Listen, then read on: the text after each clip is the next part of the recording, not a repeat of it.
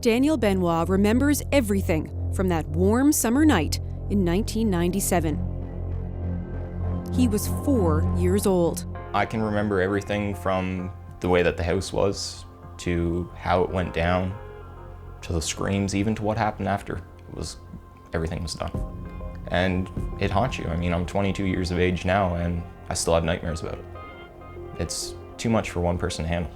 It's too much for anyone to handle. Dale Ogden forced his way into his estranged wife's home.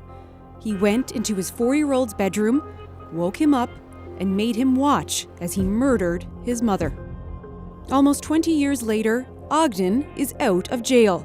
As far as I'm concerned, the only one that's safe now is my mother, because she don't have to deal with this man anymore.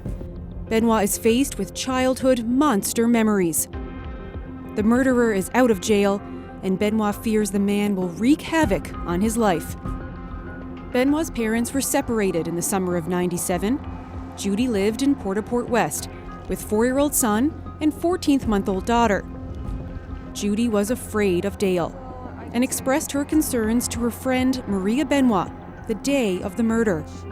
She told me that he had put a knife to her twice and a gun to her once. He had a court order to stay away, but that didn't stop Ogden from forcing his way into Judy's home that July evening. Get out of my face, you want. He shattered her nose with his fist and beat in her skull with the back of an axe. Daniel saw it all. His father made him watch. But not only commit the murder, but wake your son up to witness this murder. That's not a human, that's a monster. It would take 2 years and 7 months before Ogden was sent to prison for murder. 2 decades later, he's on day parole, living in a halfway house on Vancouver Island. Benoit fears the murderer could show up on his front step any day. I am afraid. I'm not gonna lie. Most people would try and deny it and say that they're completely fine with it and they're strong, but I'm pretty scared. It's just knowing what he done, what he was capable of doing. I mean, even as a kid, he was an abusive man. I still remember that, so I can only call him a monster. And no matter what you do, it's not gonna change who you are inside. Benoit fought to keep Ogden behind bars. He relived his horrific tale and wrote a victim impact statement that was read aloud during Ogden's parole hearing. It didn't help. No matter how many years go by or personal development courses, your behavior in jail could just be a cover-up. It's not going to change the fact of the things that you've truly done.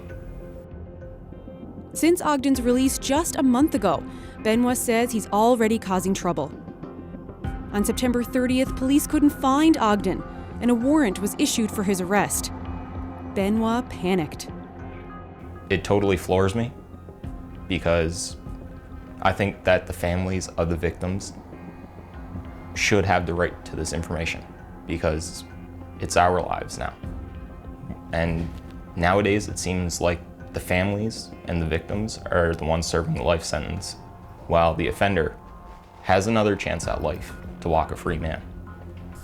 Ogden was quickly located and arrested. Benoit filed a geographical separation with Correctional Services Canada to keep Ogden out of this province. He's repeatedly asked Correctional Services for a recent picture of Ogden. Correctional Services says no. The only way I can put it is that it's been a joke.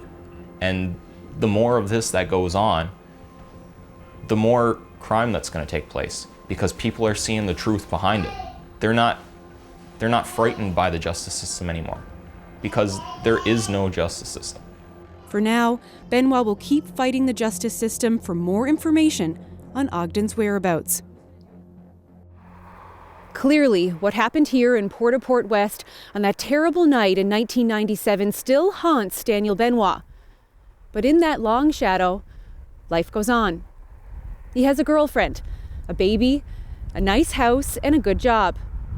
He may look like the monster that took his mom, but he's nothing like the man. Colleen Connors, CBC News, Port West.